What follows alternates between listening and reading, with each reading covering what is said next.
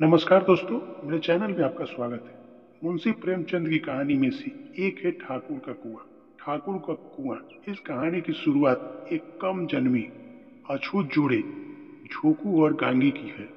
झोंकू बहुत बीमार है और उसे प्यास लगी थी।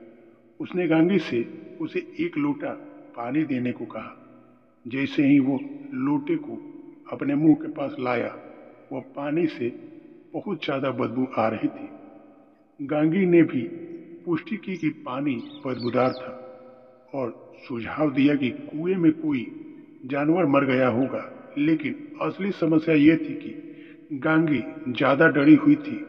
कम जन्मी होने के कारण गांगी को केवल एक कुएं से पानी निकालने का अनुमति थी, जो उसके घर से दूर था, और वह अकेली थी जो हर समय जाकर उसे लाती थी।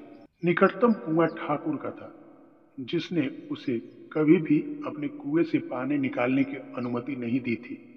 गर्मी की चिलचिलाती दोपहर थी और झोंकू की प्यास इस हद तक पहुंच गई थी कि वह अपनी प्यास बुझाने के लिए गंदा पानी पीने को भी तैयार था। गांगी ने उस पानी को पीने से मना किया और उसे धैर्य रखने के लिए कहा, क्योंकि वह ताजे पानी की व्यवस्था करने के लिए बाहर गई थी। झोंकू ने अपनी बीवी को ठाकुर के कुएं से पानी खींचते हुए पकड़े जाने पर मारपीट और गाली गलौज के बारे में भी चेतावनी दी थी। देर रात तक गांगी पानी लेने के लिए ठाकुर के घर के बाहर चोरों की तरह बैठ के इंतजार कर रही थी। गांगी ने पूरे ठाकुर परिवार के सोने की प्रतीक्षा करते हुए उस जन्म वाली महिला की बातचीत सुनी। वे शिकायत कर रही थी कि कैसे ये ठाकुर कभी पानी लेने नहीं आते और महिलाओं को दास के रूप में सारा काम करने का आदेश देते हैं।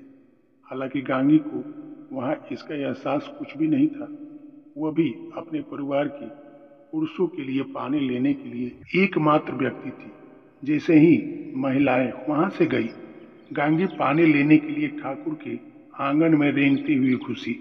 हालांकि वह पीछे की ओर झकते हुए सुरक्षा के रूप में पानी निकालने में सफल रही, लेकिन वह लगभग पकड़ी गई ही थी कि ठाकुर की नींद खुली और वह आंगन में देखने गए। गांगी से जितनी तेज बन पड़ी, वह उतनी तेज वहां से भागी। अंत में छोकू अपनी प्यास पर काबू न रख सका। जैसे ही गांगी ताजी लोटा पानी लेकर घर आई, उसने झोंकू को वहां गंदा पानी पीते हुए देखा।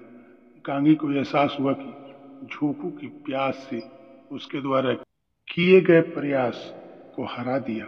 दोस्तों, कहानी अच्छी लगे तो मेरे इस चैनल को लाइक और सब्सक्राइब जरूर करें। धन्यवाद।